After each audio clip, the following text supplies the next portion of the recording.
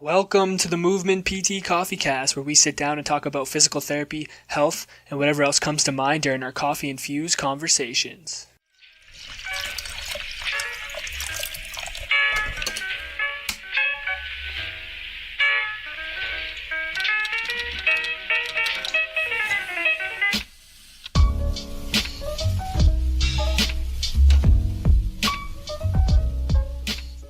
What's going on, guys? Welcome back to the Movement PT Coffee Cast. My name's Dalton, and with me, as always, is my beautifully bearded friend, William. William, how are we doing today? Well, we're trying to kick the new year off right, eh, Dalton? Oh my God, man. No, we're coming into 2019. It's supposed to be like new year, new you, be more organized, be more ready. And here we are about 45 minutes late to our podcast. It's so funny because we just talked about this yesterday and kind of talking about it on our page where it's like, you're going to have these ups and downs like with like technical stuff and then we immediately have so much trouble. I know. But you know what? We persevered. We hung on, and here we are with our first episode of 2019, which is pretty crazy. So first off, Will, let's talk a little bit about what coffee you're drinking, because I think we just need to talk about the first cup we have on the podcast of 2019. So what are you drinking on today? I actually literally don't have a clue what's in my cup right now. I just grabbed whatever my dad had, and it's pretty good. It's smooth. So, you can't complain. What about you? As long as it's smooth. I'm drinking a blend that I got from a Italian grocery store next to my house called Angelo's. They make their own roast. Shout out to Angelo's. Pretty good. I'm not going to lie. It's a nice way to start off 2019 on the podcast. So I'm excited. We have the interview we have today is a different interview. We've never really done this style. So we have a guest named Lindsay Sproat. We met her through one of our classmates. His name's Kia. He was working at a clinic in Cambridge, and Lindsay was there doing her placement as a physio assistant. And she has a pretty interesting story. So we're going to introduce Lindsay and bring her on the show and let her talk a little bit about her story. So Lindsay, welcome to the PT Coffee Cast. Thank you, guys. Good to be here. Are you drinking coffee? I am. I have my Starbucks dark roast. Ooh, nice. Can't go wrong. We've been known to dabble in the Starbucks once in a while. Yeah. Well, we might as well just ask right off the top since we're really talking about coffee. So how do you go about brewing your coffee then? I just have a Keurig machine. Okay. Do it, but I do it strong, and it has to be black. Okay. I like it. Strong. I like it. Lindsay, why don't you just kind of start off and just introduce yourself, give a little bit of information on who you are, and then we can maybe jump into your story. Okay. So my name's Lindsay Sproat. I am 30 years old. I was in a serious head-on collision about 3 years ago, so November 3rd, 2016. Before that, I was working full-time as an accountant and studying for my CPA designation as well. So that was quite hectic. I didn't have much of a social life or a life at all. Right.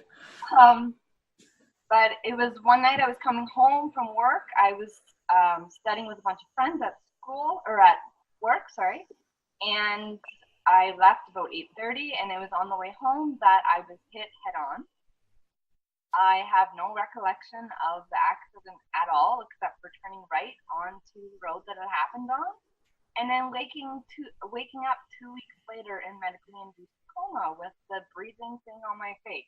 So it was quite crazy, and freaking out, being like, where in the world am I? Yeah, let's maybe start there.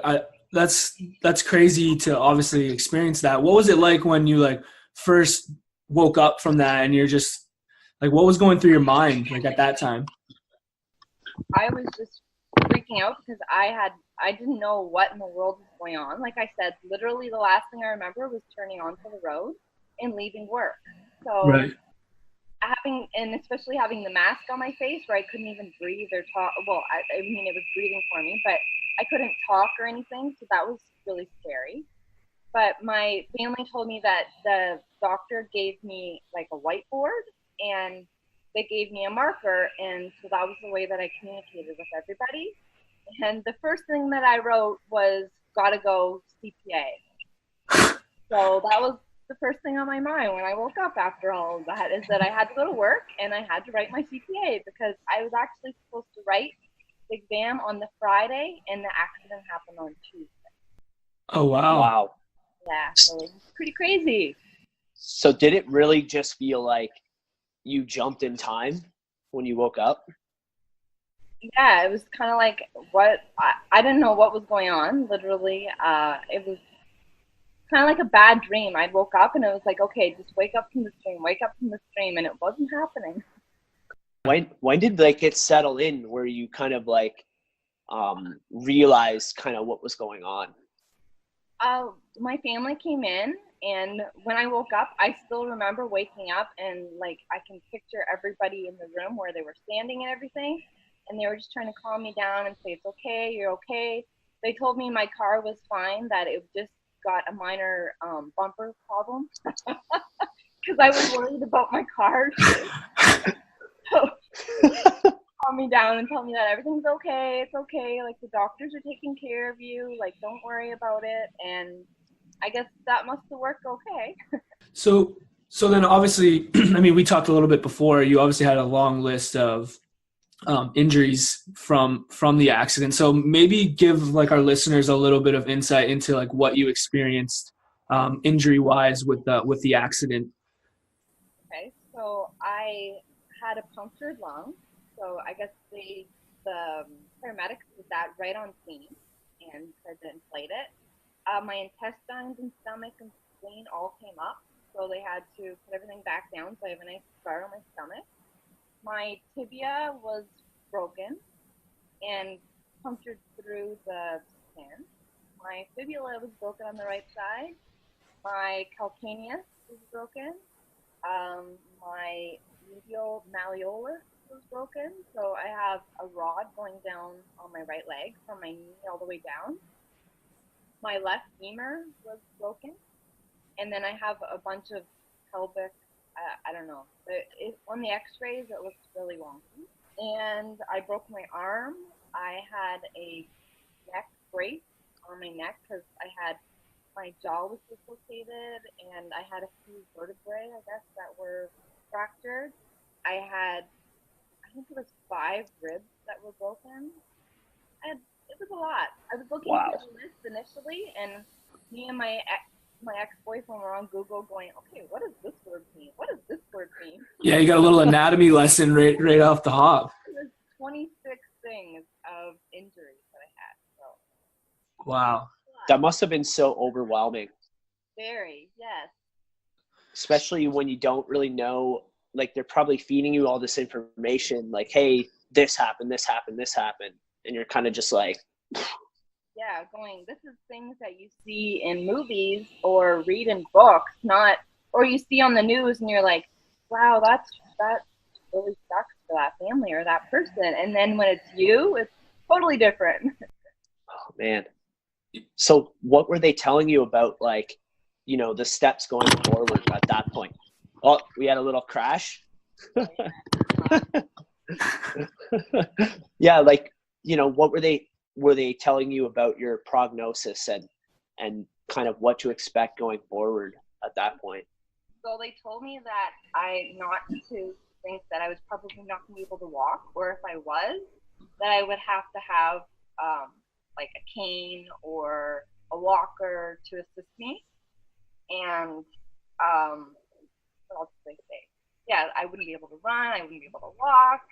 They weren't sure because I also had a traumatic brain injury. So that was another concern that they had, because they said to my family to be prepared when I woke up, or even as I was progressing, that my personality could be different and I could get angry a lot, or like all the things that go on in your frontal lobe. That was a big concern as well for them. That was when I was really upset, because I was not ready for that at all. I was like, I just want my old life back. That was the worst part of it all. Yeah. how in the world, like, what did I do to deserve this? Was my biggest thing. Yeah, and I feel like, I mean, I've never experienced something like that, obviously, but I feel that probably goes through a lot of people's heads when something so traumatic happens. What were some ways that like you got through that those thoughts? You know, like you're basically sitting there like almost like a new person in a way. Yeah. Oh, well, I literally couldn't move. That was the hardest part, is that the nurses had to physically move me because I couldn't move. So, and I had a nice neck brace on, so my sister had to braid my hair for me. Like, I couldn't do much of anything, but it was definitely the help of my family and my friends and my boyfriend at the time. That definitely helped me stay positive. And I I made a lot of, I guess, false promises to myself that I would be able to get back to work and that this was just a little blimp of my life and that in no time I was just going to prove everybody wrong and go back to work and be back to normal, and I'll put all this behind me. Right. I mean, you say that's false promises, but I think maybe that was something that was actually a really good thing for you to almost like, even though at the time it seemed pretty crazy, and maybe that one thing that actually continued to drive you to get to where you are now. Obviously, we'll get to like the amazing recovery you had, but For sure, yeah.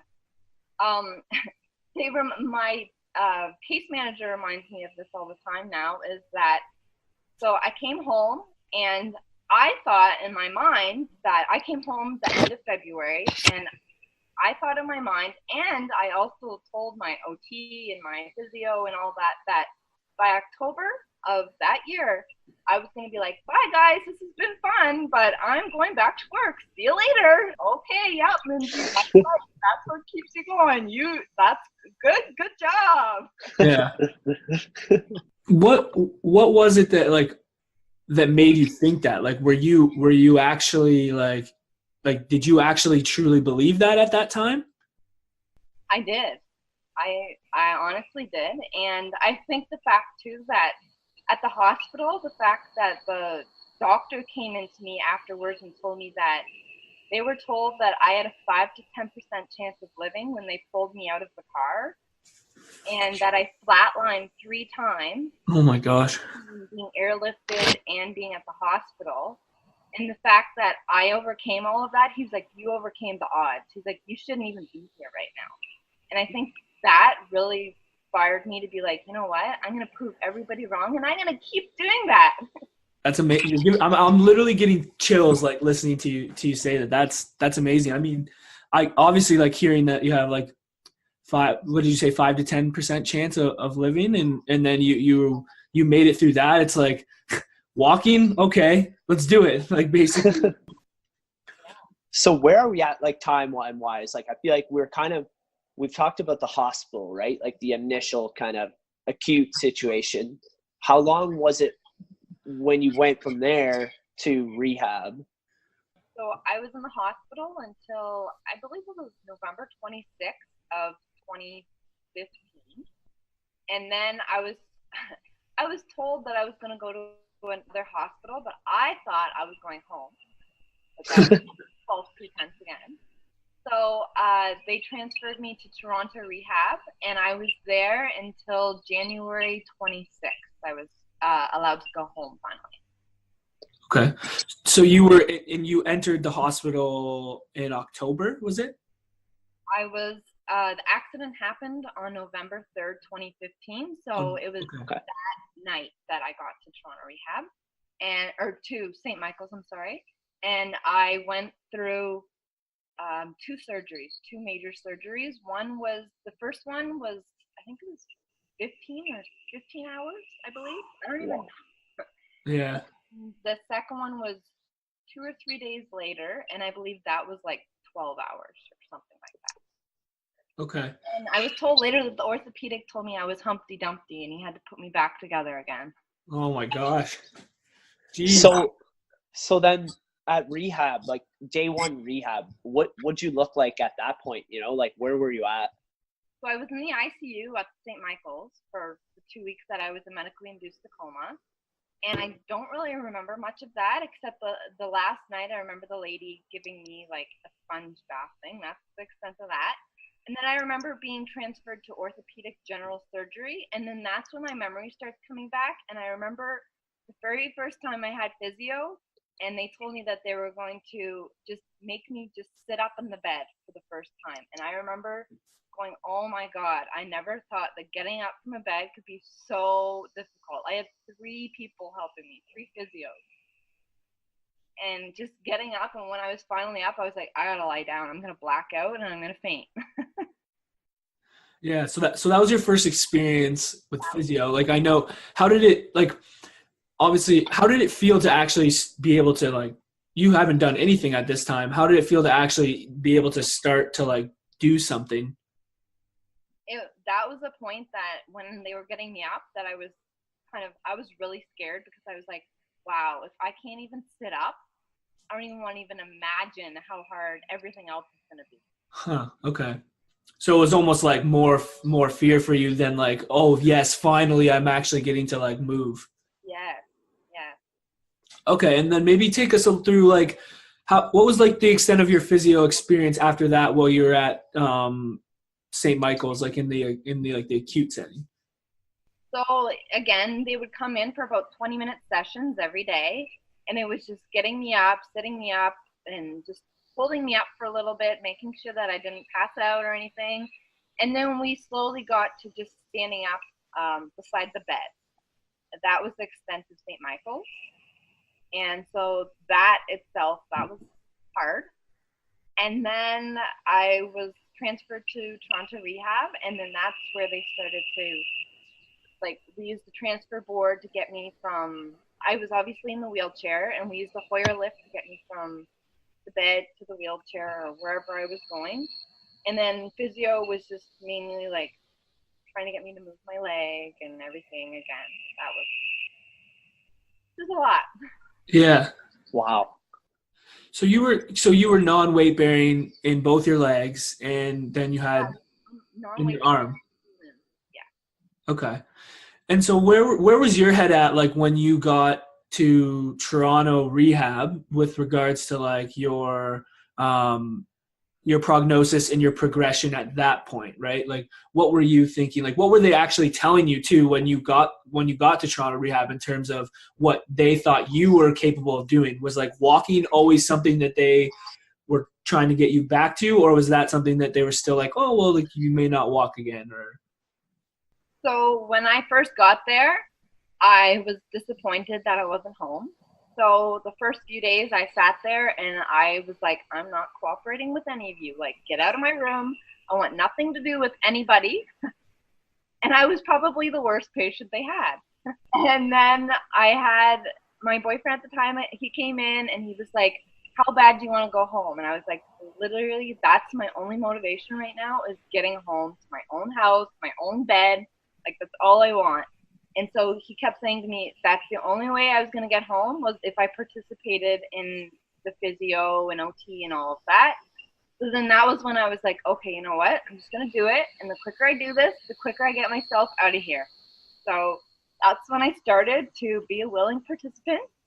And I was like, I'm going to prove everybody wrong. And they told me again that I was not going to be able to walk on my own without anything, that I would likely have, like I said, a cane or a walker to assist me in walking for the rest of my life. And was that just because of, like, the neurological injuries that you experienced? The extent of the damage in my leg, like, I had a big hole on my tibia on the right. And so they had to use, this is another thing, they had to either get a skin graft to cover the hole, or I had a plastic surgeon come and he decided that we were going to use a vac.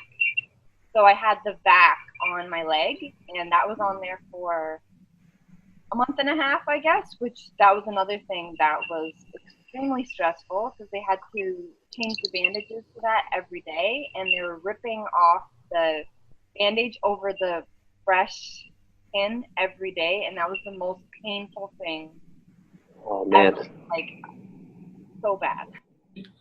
Yeah, there's two things I'm kind of thinking in my head is like, one, first off, I guess, I mean, we've had experience in the hospital, right? Like on placement. I've never had like working with someone with that extent of injuries, but something I guess I'm thinking about right now is that I think at times personally myself, like you don't stop and think about maybe how that person, like your experience in the sense like you want to go home and you just wanted to get home. You didn't want to be there.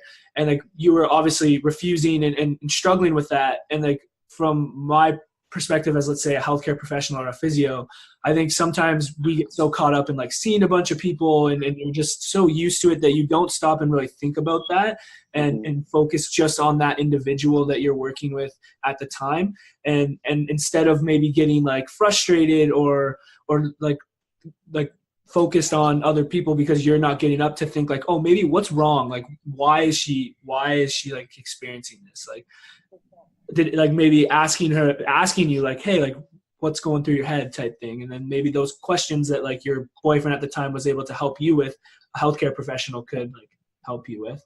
So I guess for me, it's just like, it's reinforcing the idea of like treating the person in front of you and trying to like ask questions to figure out maybe what's keeping them from wanting to participate.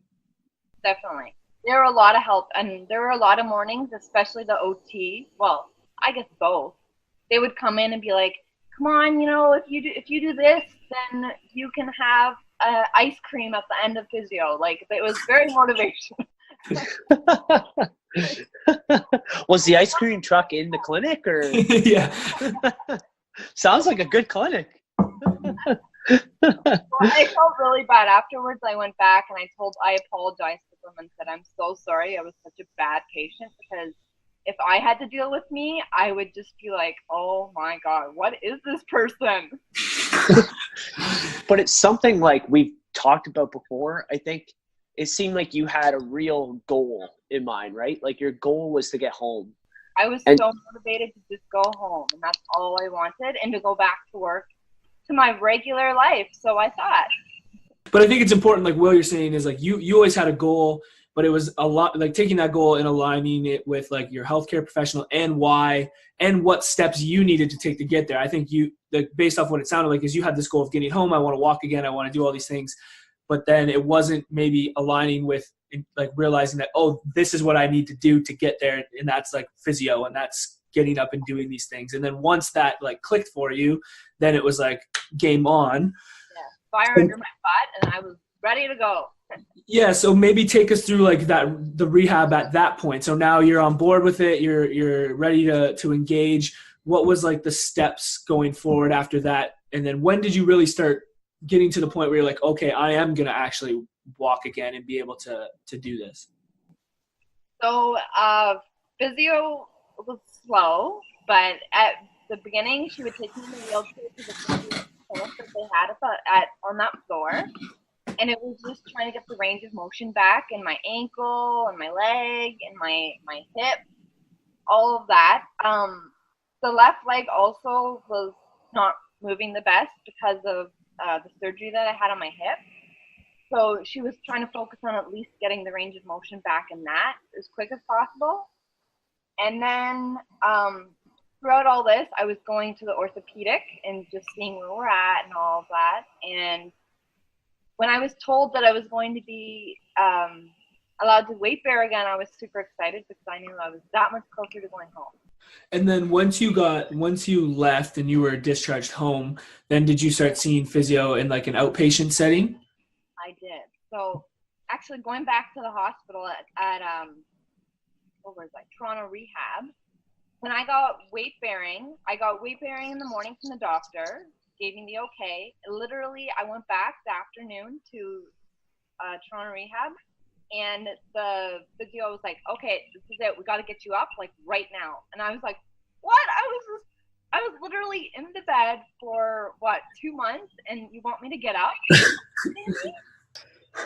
I didn't have a choice, and I surprised them all, and I got up right away, and I took my first few steps, and I just started crying because I was like, oh my God. Take us through like what was going through your head like then at that time, like when you finally like were able to take those steps. I was so happy because I was like, at least if I can walk, maybe there is a possibility that I can walk with nothing and be no cane, no anything. And so at that point, I was like, I knew too that since I was weight bearing, I was able to go home shortly. Yes. And were you using support then? Like, were you using a walker?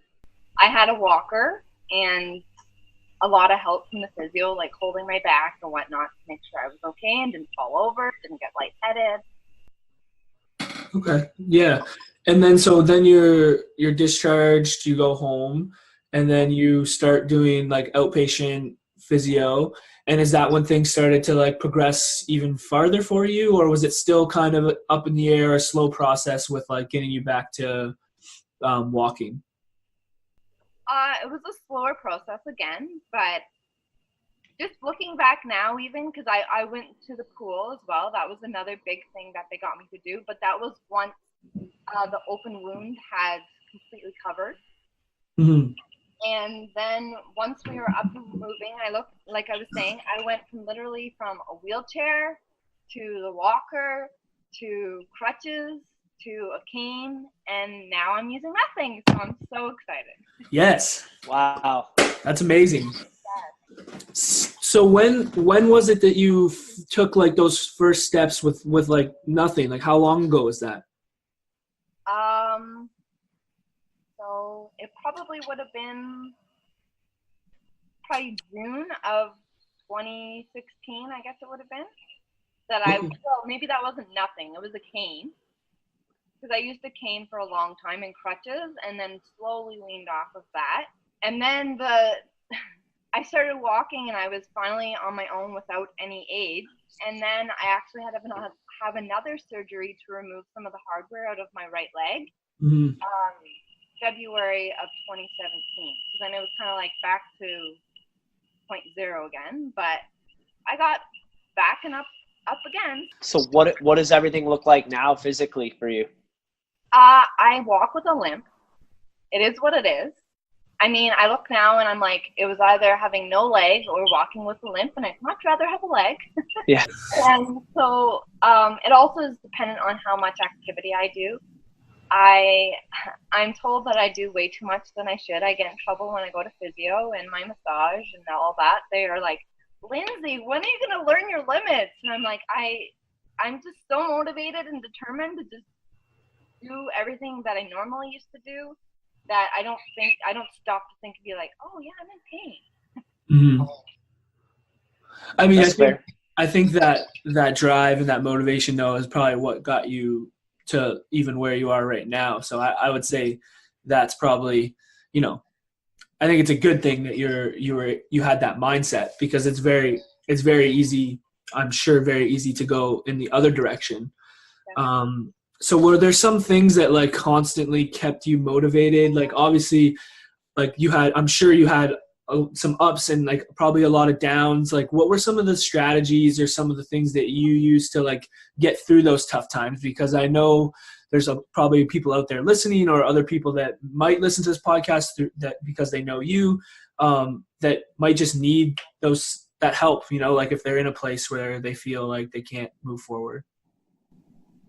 I'm trying to stay as positive as possible. That was a big thing. And I have to thank my healthcare professionals. Everyone has been fantastic. And I 100% wouldn't be where I am without the help of you guys. So thank you, everybody out there.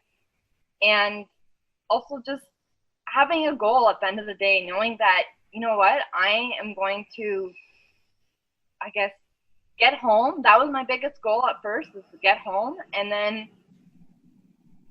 going back to work. I really, really, really wanted to go back to work, and that was my motivation every day, was like, if I can walk, then I can sit at a desk and I can do my work, and I'll be able to go back to work and look back and be like, wow, that sucked, that part of my life, but here I am.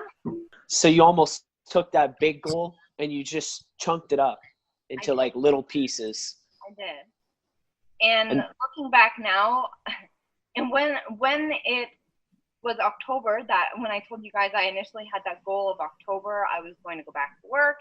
And October came and went, and I looked at them and I was like, why am I not working yet? And that was hard, because that was when again reality kind of struck, like, okay, this is as easy as I thought. I'm not going to be able to just look back and be like, see ya, healthcare team.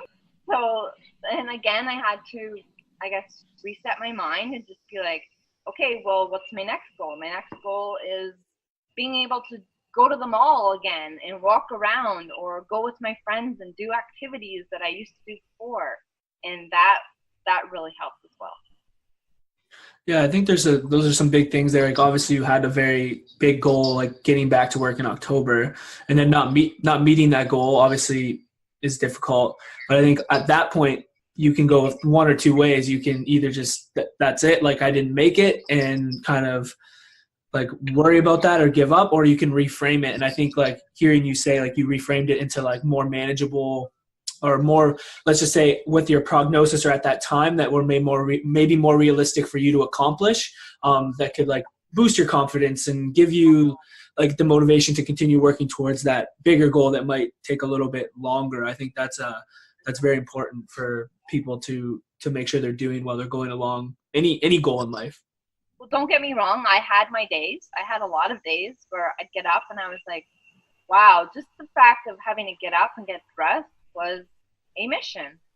Going, why in the world did this happen to me? But then kind of refocusing and going, okay, yes, right, I'm going to do this, and I am going to look back and be like, I overcame that, and I shouldn't have. And my goal now is to help other people as much as everybody else helps me. And if I can help one person in a recovery, then my second chance at life is just that, exactly that. I think what you said too is like, it's important to know that it's okay to have like those negative thoughts, right? Like, I think something that we've realized is a lot is that like we've it's like society kind of tends to make us be like, you can't think negatively, but like that's just not realistic. Like, you're gonna get to a point where you're gonna have those negative thoughts, and that's okay.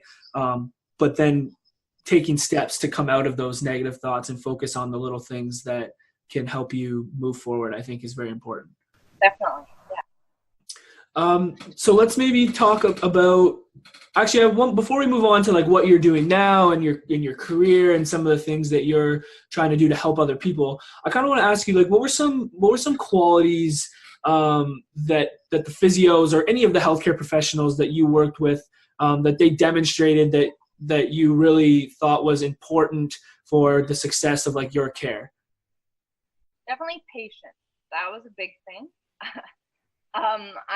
Like I said, I know I wasn't the easiest patient to get along with, especially the last month of trauma rehab, where I would cry and say, I just want to go home. I just want to go home. And the fact that they were so patient with me and didn't give up on me, that was another thing. And tried to relate to me as well. That was very helpful. How are, like, what are some ways that they try to like relate to you? I'm just curious. Just like age-wise, like for example, my physiotherapist that I had at Toronto Rehab, she was just actually, I think she was 2 years out of physio school as well. And she was just telling me that when I go to school and how hard school was, and because we could relate on that, because I was talking about the CPA and how hard that was on me and how much I wanted to get back to it. And she was like, you will, like physio school was a lot of work, but I got through it, and you will get through this, and you'll go back on track, and you'll be doing your CPA. And I was like, yeah, you're right, I will. That definitely helped have people that were my age, as well as my occupational therapist. She was also, I think she was maybe, 25 at the time too. So having a young team the same as me, that was good because they were relatable, which was awesome. Right. You really felt connected with those people. Yeah, I think that's important because like we talk a lot about like one of the big things that we've realized as like new grads and just talking to people on the podcast and like kind of seeing a transition in like the physio world into where it's going with like a more of a biopsychosocial approach and like a human-centered focused approach is that like that therapeutic alliance that we call it, or that connection with someone is just so important for like for the potential of the person that you're working with. And we're starting to realize more and more that like that is something that we need to focus on as healthcare professionals. That's almost, if not just as important as some of the actual care or like the treatment plans that we come up with.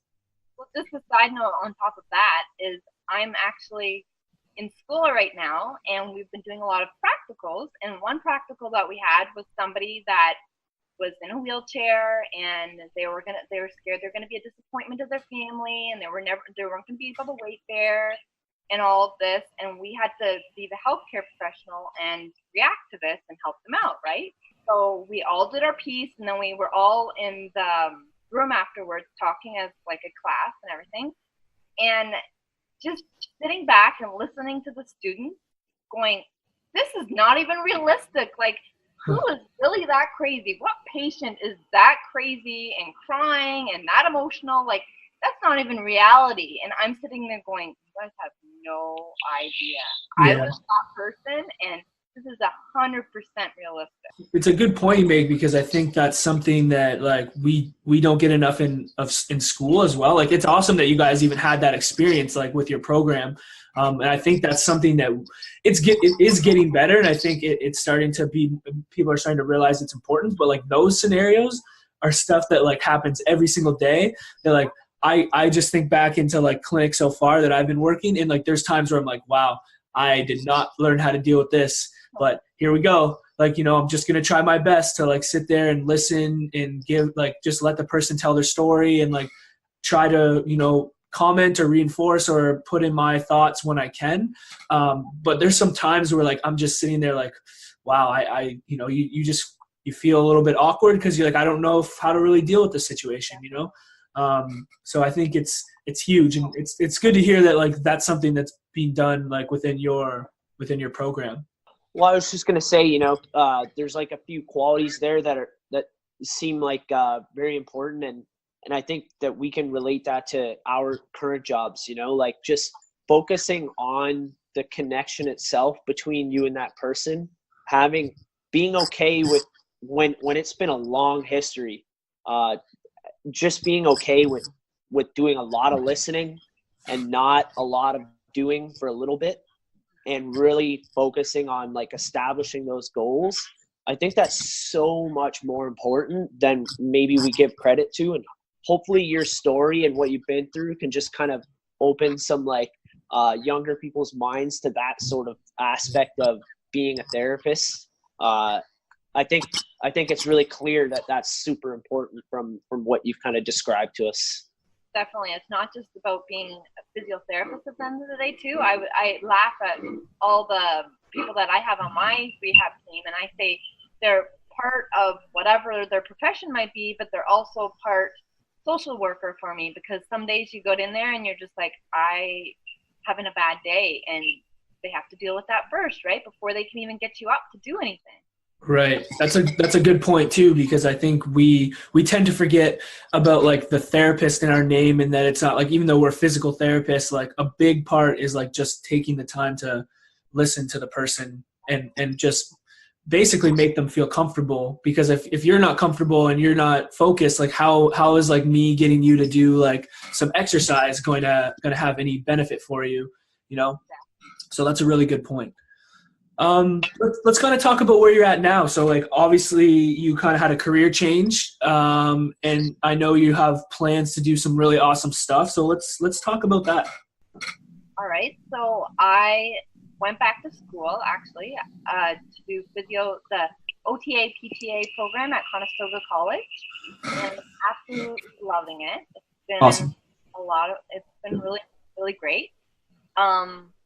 Just being able to, my main goal after all this was being able to go and be a healthcare professional myself and help everybody and pay back kind of thing.